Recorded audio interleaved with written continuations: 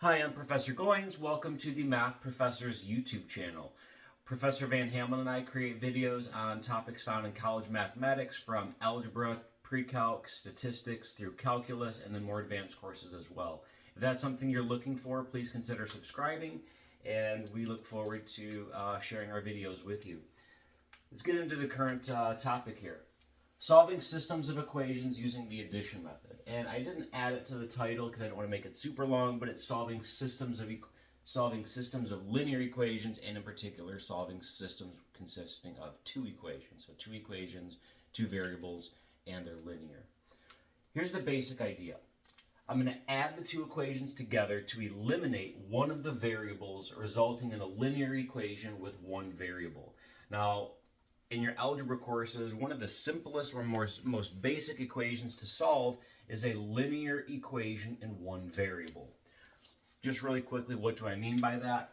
Something like this. X plus 4 is equal to 7, or 2x minus 1 is equal to 3. So these are linear equations with one variable, and those are some of the most basic equations to solve. And what I want to do is I want to take one of these complicated questions, so a system of equations, and reduce it to something like that. And I'm going to show you how to do that throughout this video. All right, so let me go ahead and clean this side up.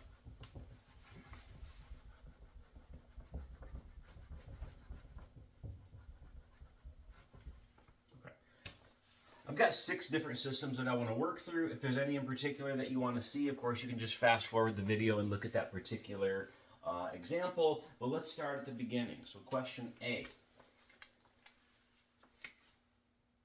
What I'm going to do is I'm going to rewrite the system over here. So 3x minus y equals negative 1, and then x plus y is equal to 5.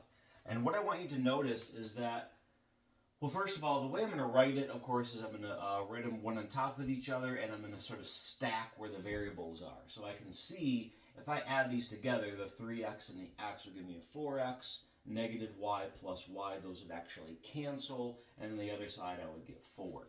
So what happens when I add the two equations together, again, 3x and x gives me 4x, negative y plus y is going to cancel, and then on the other side, I get negative 1 plus 5, which is 4.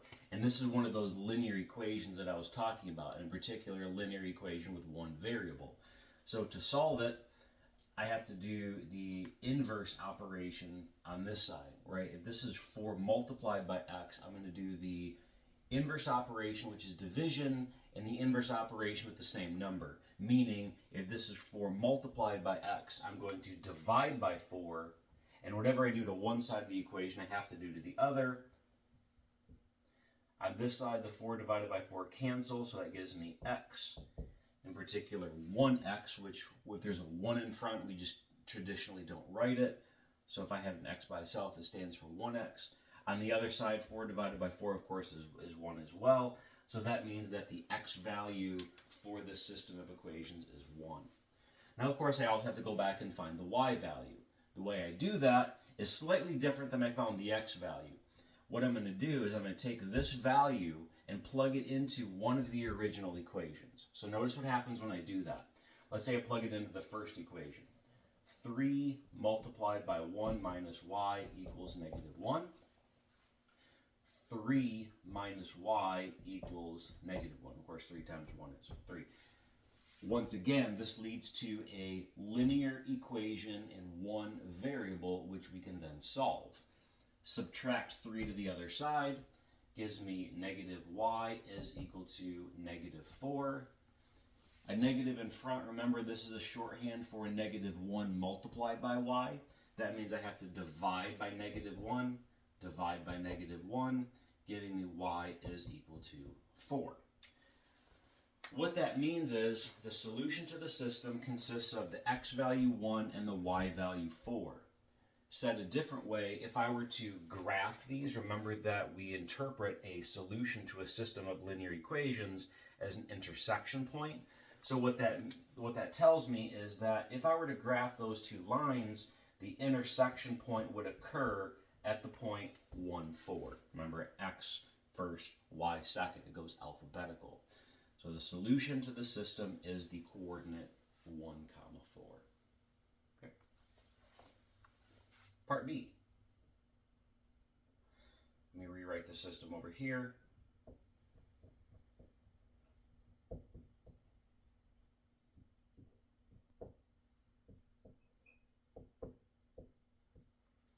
Okay. Again, notice that if I look at the number in front of x, the technical name for the number in front is a coefficient. So if I look at the coefficients of x and the coefficients of y, in particular the 2 and the -2 and the 4 and the -1, if I add these vertically, 2x, and then if I add -2x, those are going to cancel. Add the y terms together, I get 3y. I don't need both to cancel, I just need one of them to cancel. At least one of them to cancel, as we'll see in some subsequent examples. When I add these two together, those go away, so this time I'm going to eliminate the x's, whereas up here I eliminated the y's. Okay? I go ahead and do that. Let's add these vertically. 2x minus 2x cancels, gives me 0x, and 0x we just don't write the term at all. And then 4y minus y would give me 3y. 10 add -1, that gives me a 9. Okay, as you can see, linear equation in one variable. 3 multiplied by y, therefore I'm going to do the inverse operation with the same number. 3 over 3 cancels, and that gives me y is equal to 3. So now I know that the y value for the solution to the intersection point, or the solution to the system, is 3. I'm going to do a similar thing that I did up here. I'm going to take one of the original equations. It does not matter which one. You can try it in both. It'll work. So let's do the first one again. What I'll do is I'll replace the y value with 3. And that's going to give me a linear equation with one variable, that one variable being x. So 4 times 3 is equal to 10. And then I will solve this linear equation. 4 times 3 is 12. That gives me 2x plus 12 is equal to 10. And again, linear equation in one variable. First thing I have to do is subtract the 12. So subtract 12 from both sides. 10 minus 12 is -2. Divide both sides by +2. I get x is equal to -2 over 2, which is -1. And therefore, the solution to the system for part B is the ordered pair, -1, 3. This would be the intersection point if we were to graph both of those lines. Okay. All right, I'm going to clean up this side. I'm going to leave this here, so I'm going to clean up my right side of the board, and then we will work through the rest of the exercises.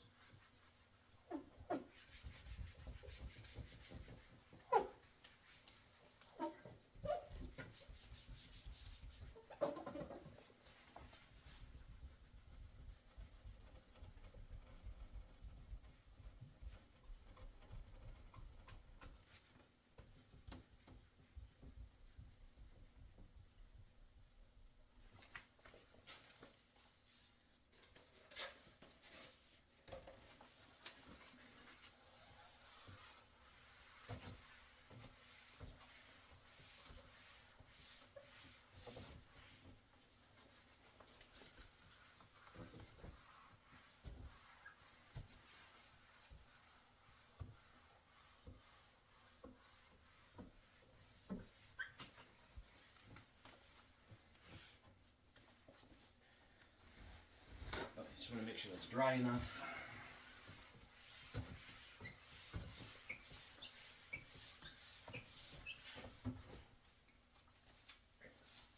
Let's continue on. Part C.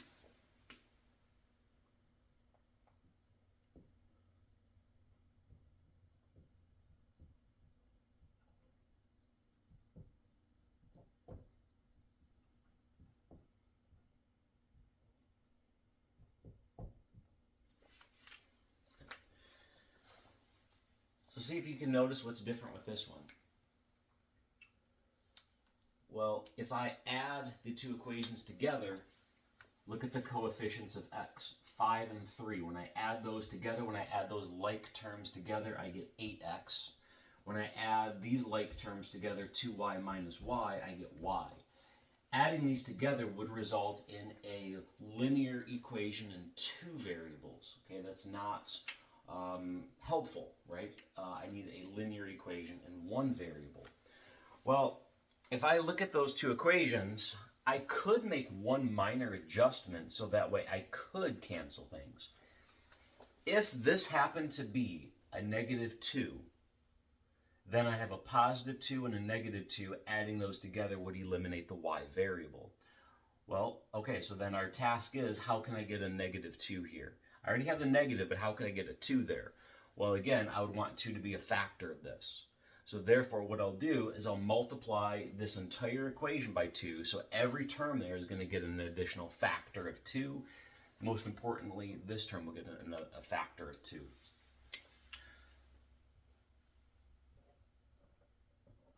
Okay? So I multiply, and again, don't forget to multiply every single term by 2. So all three of those terms have to get a factor of 2. Rewrite the system after multiplying. The first equation is unchanged, but the second equation becomes 6x minus 2y is equal to -4. Now I can add these together and the y term gets eliminated. This would give me 5x and 6x would be 11x. The y's once again cancel because the coefficients are 2 and -2. And then over here on the other side of the equal sign, a 4 minus 4 would be 0. So I get 11x is equal to 0. Linear equation, one variable, so I can divide both sides by 11. And I get x is equal to 0. Okay. At this point, it's the same procedure that we did in part A and B. I take this value, I plug it into one of the original equations, and then solve for the other variable. So let's say I plug it into this second equation. And it really doesn't matter if I use one of these two or one of these two, because the solutions to this would be equivalent to this. I just multiply both sides by 2. So it'd be same answer either way. So let's take this original equation before multiplying by 2, and I'll take 3 multiplied by 0 minus y is equal to -2. Well, anything times 0 is 0. This gives -y is equal to -2. Get rid of this negative by dividing both sides by -1, resulting in y is equal to +2. Therefore, my solution to the system is 0, 2.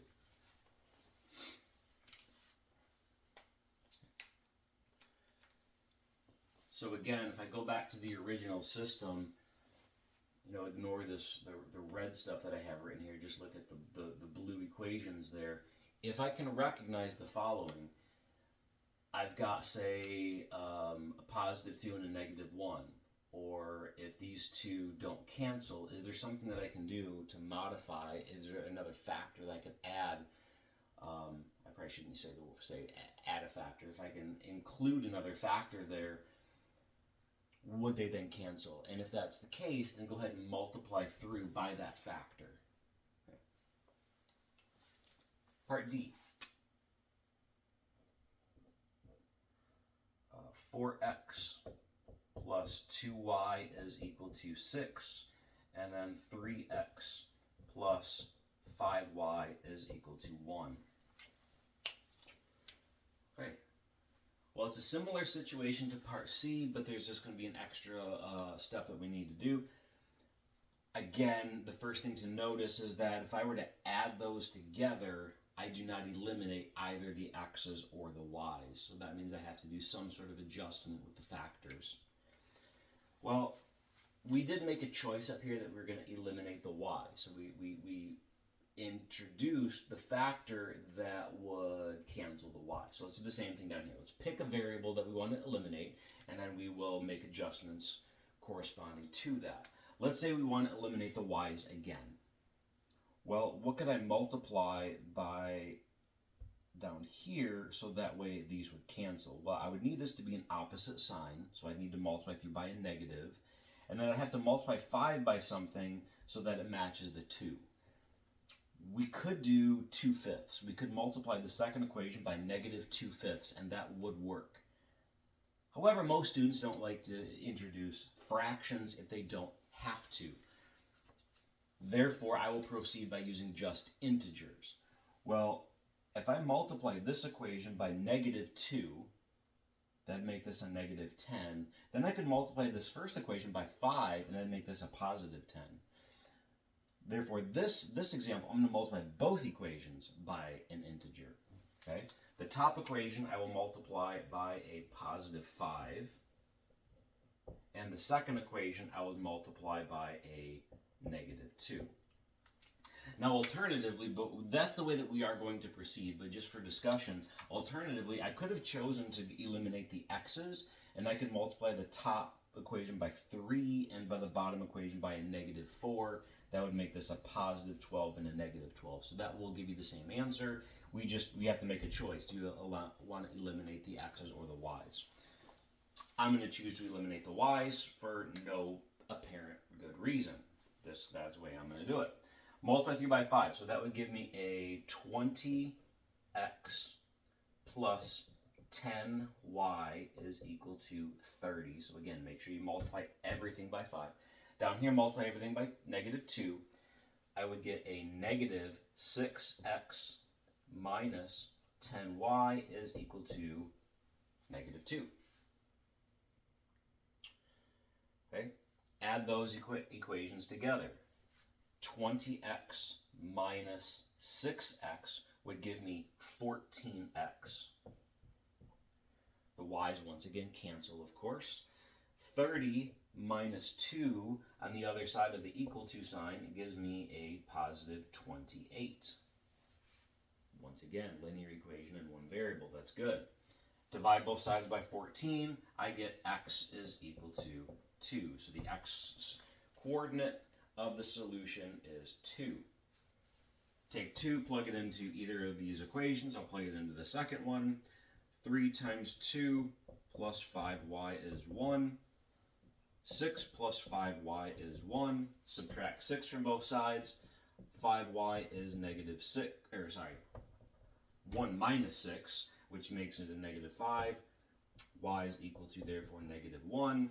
And therefore, the solution to the system for part D is 2 comma negative 1. Hopefully you can read that. Hopefully it's should still be on the screen there. So 2 comma negative 1 would be the solution for part D.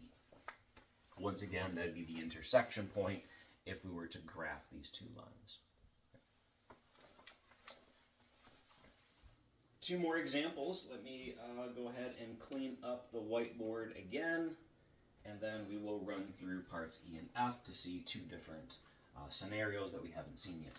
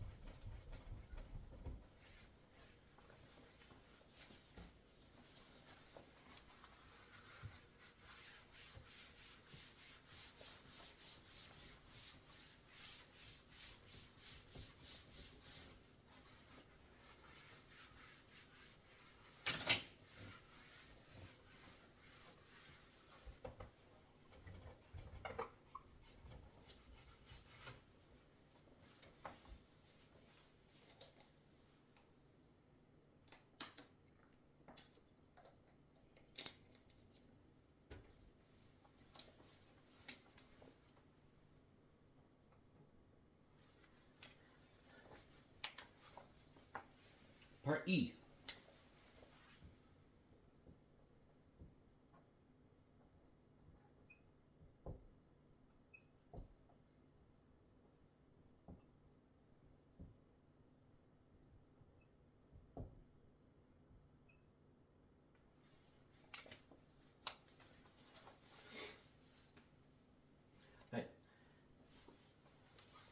Notice that if I add the two equations together, none of the variables are eliminated. What that means is I have to do some adjustments. Let's choose a variable to eliminate and then proceed from there. Previous to eliminated y's, let's go and eliminate the x's this time.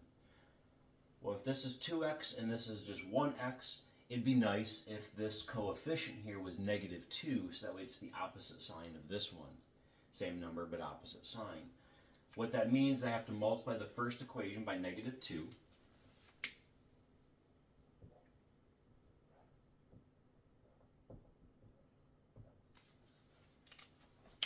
Let's see what that gives us.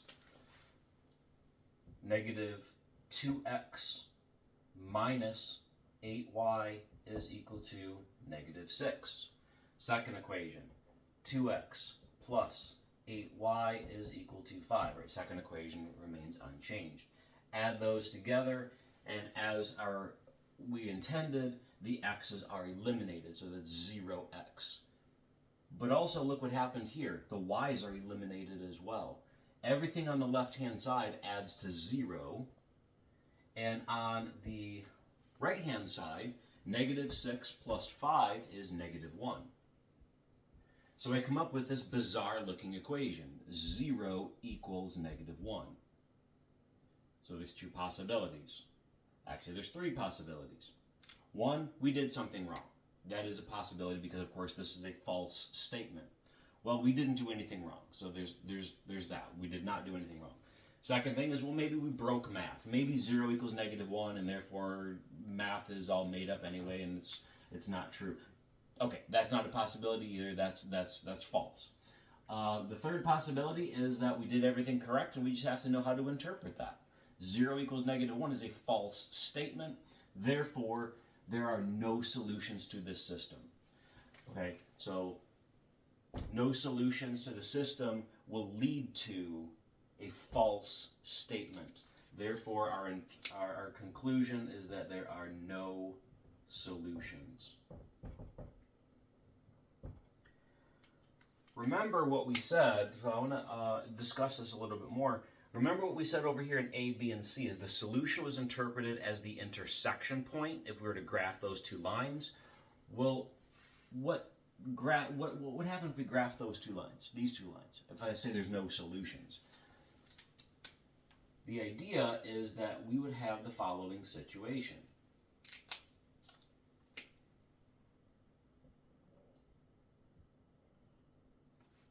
Parallel lines. Parallel lines will never intersect as long as they are different lines. There's also a possibility where it's parallel in the same line. But what this means is these are parallel lines with, say, different y-intercepts. So they will never intersect. That means that there's no solutions.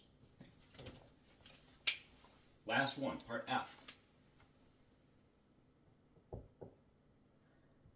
X minus 3y is equal to 5. 4x minus 12y is equal to 20.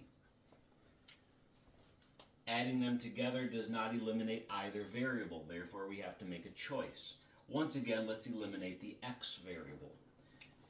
This is 1x, this is 4x. Therefore, if this happened to be a -4, we could eliminate the x's. Let's then multiply the first equation by -4, distribute that through, and see what we come up with.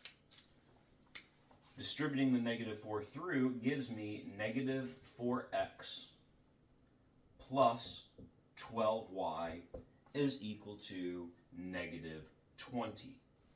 The second equation remains unchanged. 4x minus 12y is equal to 20. As intended, the x's cancel. That's why we chose -4, because we wanted to eliminate the x's. Not only that, the y's cancel. Everything on the left-hand side cancels, just like in the previous exercise. The left-hand side is 0. The right-hand side, -20 plus 20, is 0.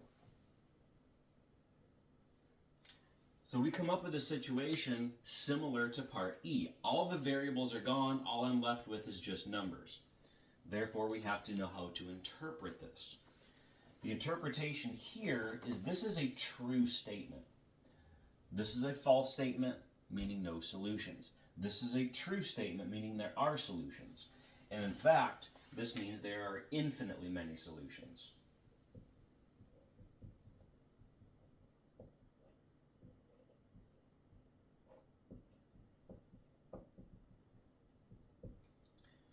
All right, now let's interpret graphically what is happening here.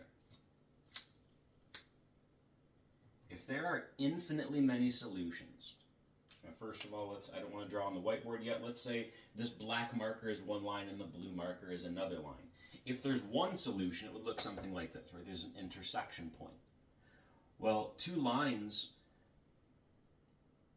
have one of three possibilities. There's one intersection point, there's no intersection points, or there's infinitely many. And infinitely many simply means that the lines are exactly the same.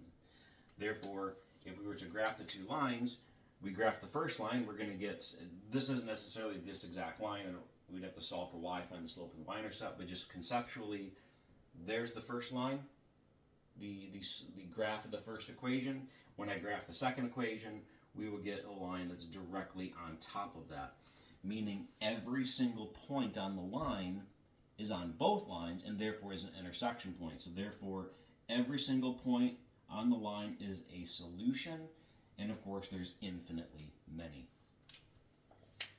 Okay. So that's it for this video. Thank you for watching, and consider subscribing to our channel. Thank you very much.